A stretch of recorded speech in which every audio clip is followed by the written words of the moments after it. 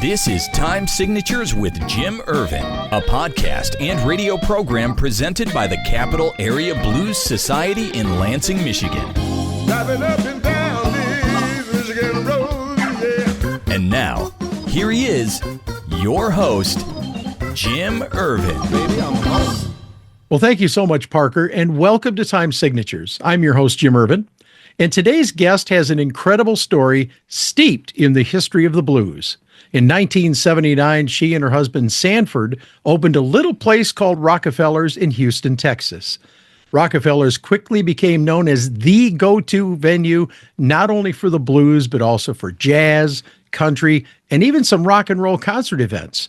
But Rockefeller's was just the beginning for our guest. She also started the legendary Gulf Coast Entertainment and developed the business into what has become known for their white glove approach and unyielding attention to detail for their clients. I'm pleased to welcome Susie Criner, founder of Rockefeller's and Gulf Coast Entertainment. It's a pleasure to have you. Welcome. Hey, thanks, Irv. Thank you so much for inviting me on the show. I'm really happy to be here.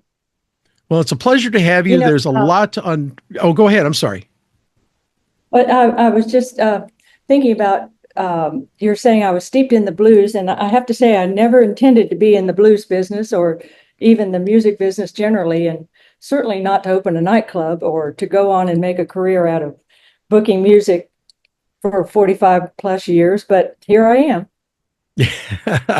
Well, there's a lot to unpack here, and I'm excited to hear some of your stories. But Susie, we have to begin with you. Where did your passion for music come from? Well, I honestly had a passion for big band music because that was Daddy's favorite, and we had a special place for that in our relationship. I loved listening to it with him. He was a naval officer, and when he came home from duties overseas or out of town, he'd always put the big band music on, and we'd listen to it together. But as I say, I'm not a musicologist. I'm not a musician beyond fifth grade piano music. But my husband and I were actually involved in renovating an area near downtown in Houston called the Heights in the 70s. Okay. I was in an MBA program, and one of the properties that we were renovating was a beautiful old Beaux-Arts building built in 1928, and the architect was Joe Finger, who also designed City Hall here in Houston, 1928. But we thought, what to do with this beautiful building, and so I dropped out of the MBA program and helped my husband find a way to make it pay. It seemed to lend itself to being a nightclub. We added some beautiful guitar-shaped or piano-shaped mezzanines between the Corinthian columns. Okay. And we thought probably local regional artists would be best there and make the most sense. And it was a time in Texas in 1979 when it was big for Texas blues bands. We had Stevie Ray Vaughan and Luann Barton, the Fabulous Thunderbirds, Marcia Ball, the Juke Jumper, Fort Worth, and even Pete Mays from Houston. So there was a lot of blues around. So we tried the local talent, but it turned out it wasn't enough to fill the room, and then we needed some big acts. So we went to LA with a little one-sheet info sheet about Rockefeller's with a pretty photo of the interior, and we had a party at the Beverly Hills Hotel where we networked with as many local managers and agents that we could round up and feed and drink them. Mm-hmm. And we met a number of nice people, one of whom was Sid Seidenberg, who was B.B. King's manager. Yes. In those days. And we mentioned to Sid that we thought B.B. King had a crossover audience, and he was playing at JB's Entertainment Center, I think, a black club on the south side of town at the time, I believe. And we convinced him that BB could reach a wider audience through our club, and he agreed. He was looking for better venues for his artists too. And over the years, Rockefellers had after in the ensuing years, we had a lot of those artists who appreciated a beautiful venue. We had Ella Fitzgerald and Ray Wow. Charles and Tina Turner, James Brown and Albert Collins and Bo Diddley and John Lee Hooker, and lots of great blues artists in those days. Well, Susie, I have to ask you, it's gotten the better of me. I need to find out, who was your first performer and how did that evening go for everybody? Oh, funny you ask. The first national entertainer you're talking about, Mhm. uh, aside from the local regional artists, was Jose Feliciano. And Jose, as you know, was blind, Yes. but he sensed from us that we were good people, and he realized that we respected him. We paid him in cash before the show.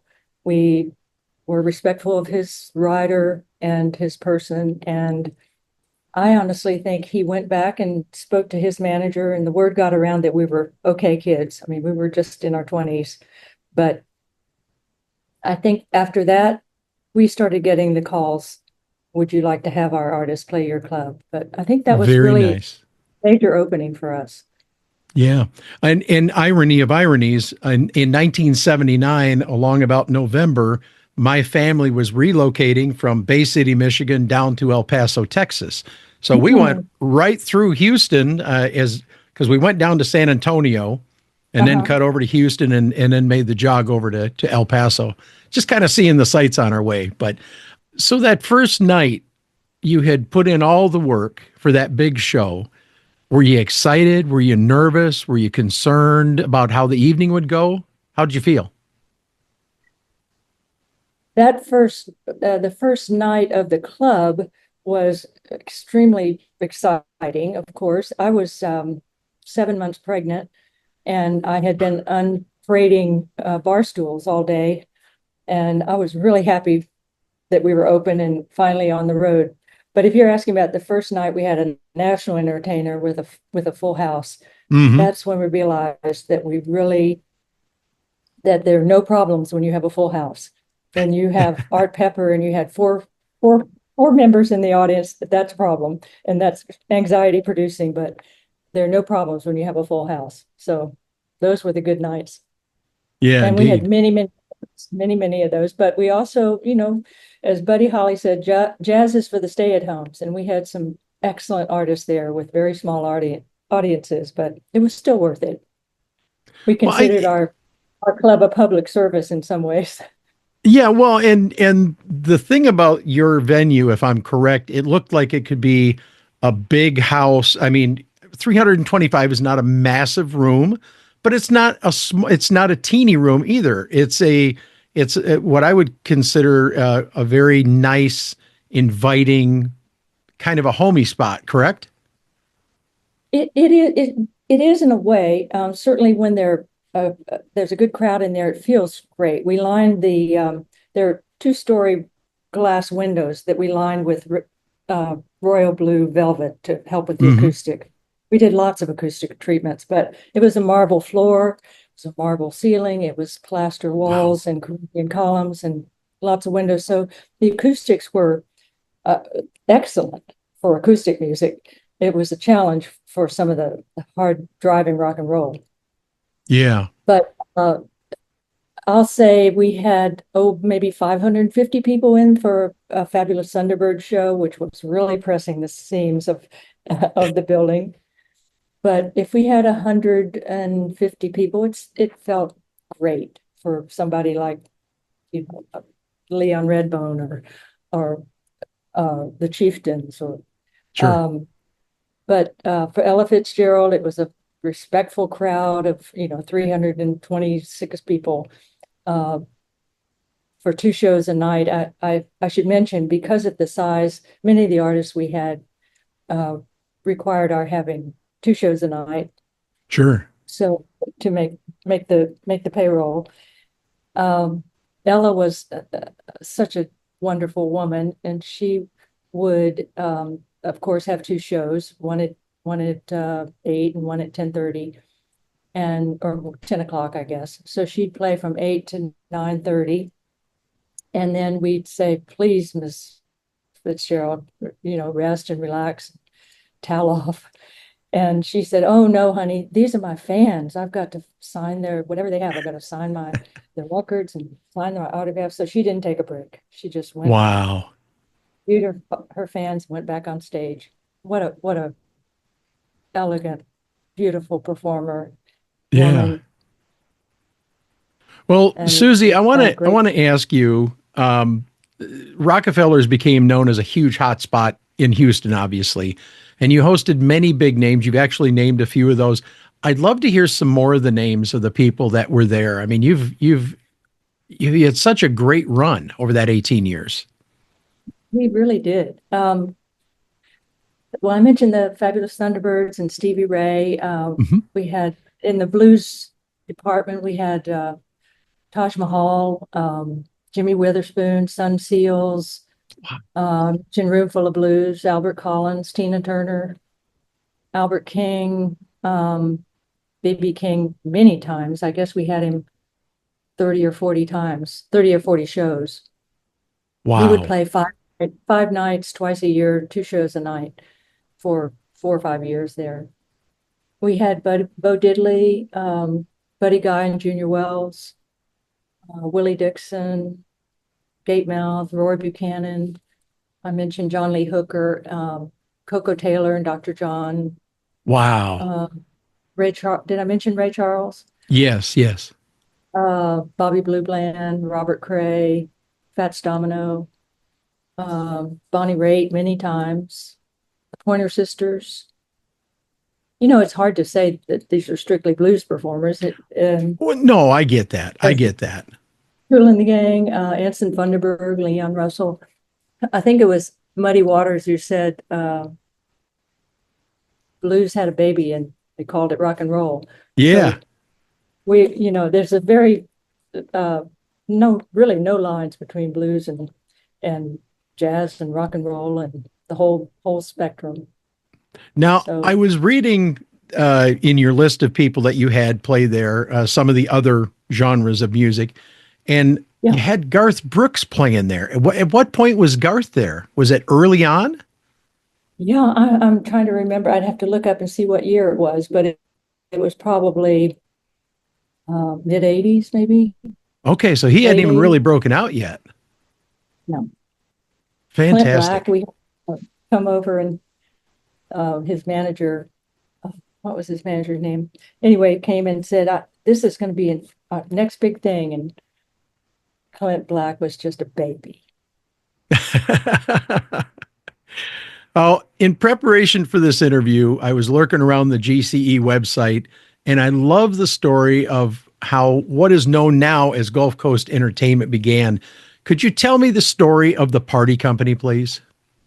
Oh, party company.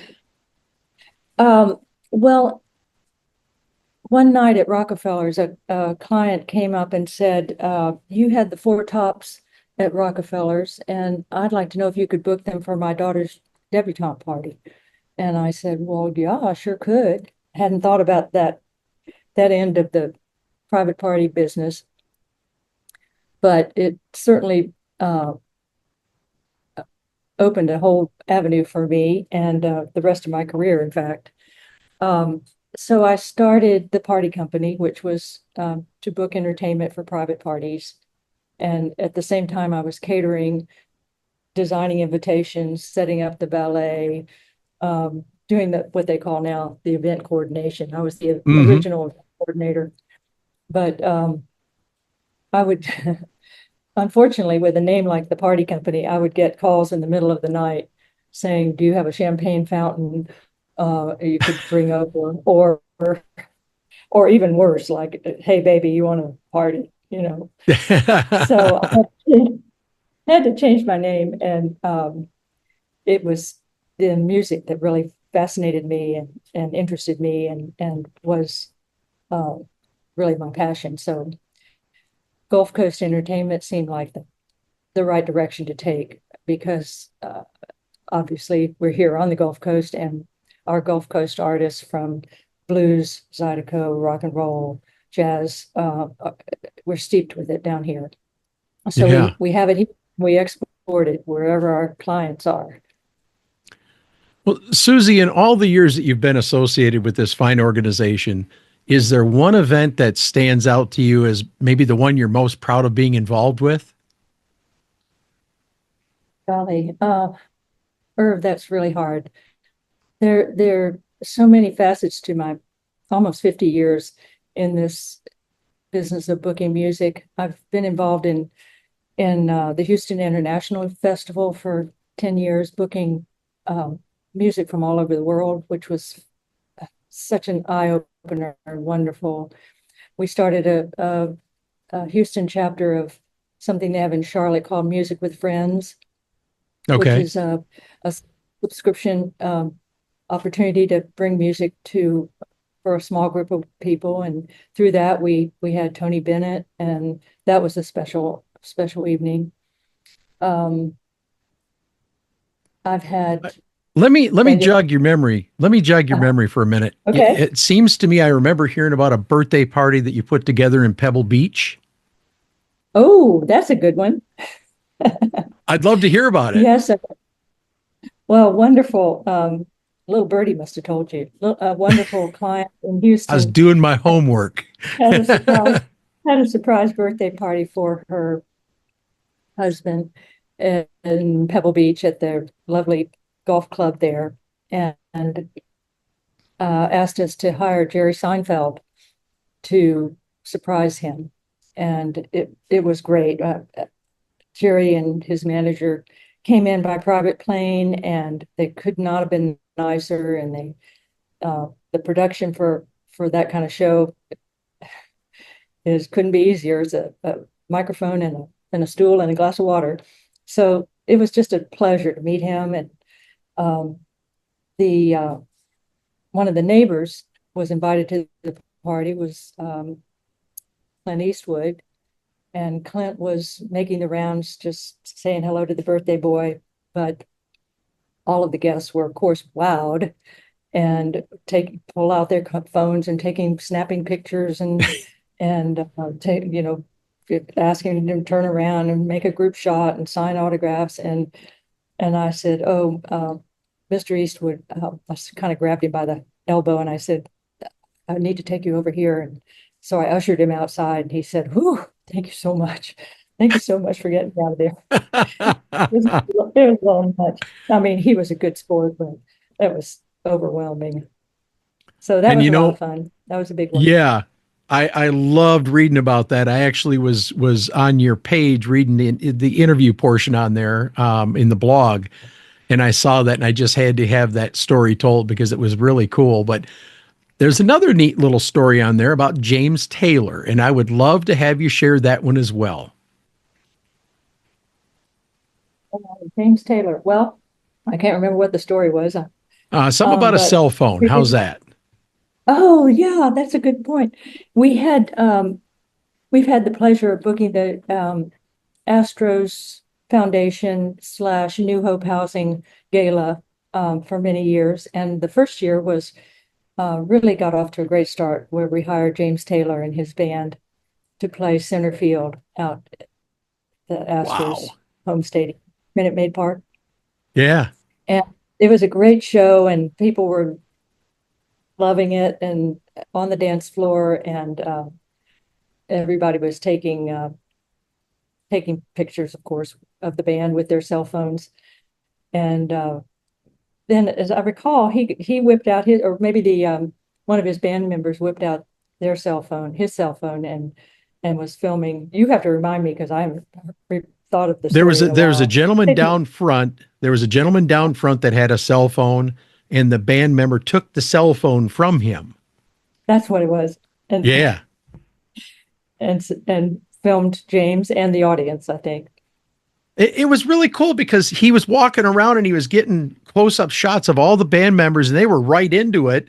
Even had a couple of the bandmates jump up there real quick, on the camera, and then he got some shots of the audience and then walked back and gave the phone back to him. I mean, it was such a cool thing, That was a lot of fun. Yeah. Now, We had, go ahead. Go ahead. go ahead. No, just I was thinking of the other people on that gala. We had Diana Ross, and the next year, I think, and Earth, Wind and Fire, and Gladys Knight, and Kool and the Gang, and we've had a lot of fun people at that show, at that Yeah. gala. In 2016, this piece that I was reading about you reported you'd been married at that time to Sanford for 45 years, two incredibly beautiful daughters, and at that time, three grandsons. Now, I also see that you've apparently retired along the way somewhat. How about an update? Well, I'd like to say I retired, but honestly, I can't imagine what I'd do if I weren't working. I just love this business, and I'm partners now, minority partner with my daughter, who's running the business, Annie, and she is really taking it to another level, and it's joy to watch her expand the business dramatically and have the opportunity to book a number of new national artists and new headliners for her age group, who now are the CEOs of companies and making these big decisions. So it's really exciting to watch her. And I'd like to think I'm a little used to her from time to time. Well, that's good. That's good.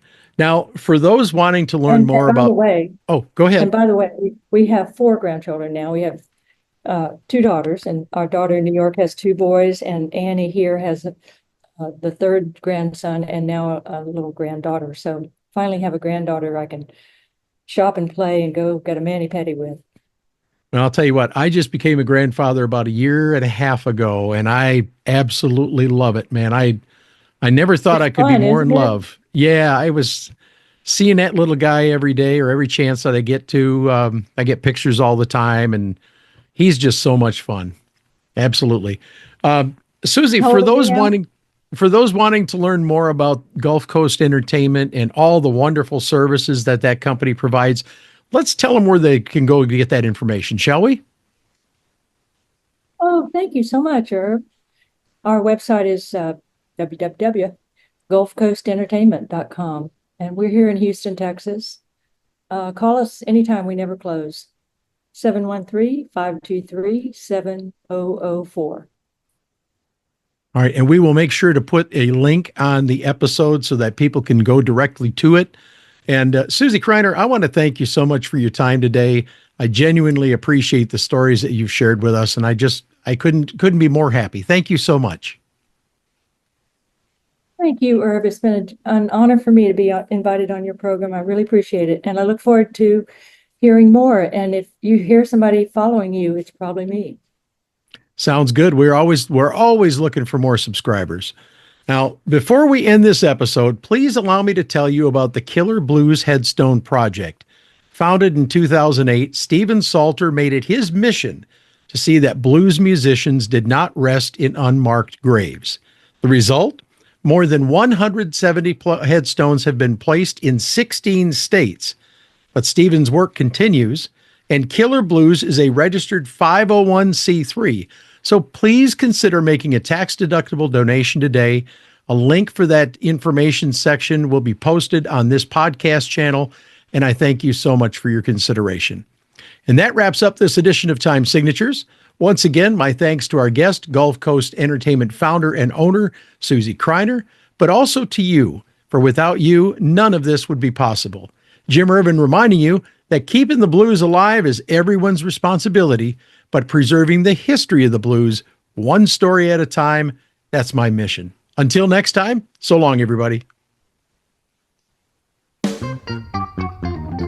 This has been Time Signatures with Jim Ervin, presented by the Capital Area Blues Society in Lansing, Michigan. For more information on cabs, visit capitalareablues.org. You can find this episode and past episodes at lccconnect.org. The Time Signatures theme song, Michigan Roads, is used by permission and was written by Root Doctor, featuring Freddie Cunningham. You know I'm trying, baby, driving up and down these Michigan roads, yeah.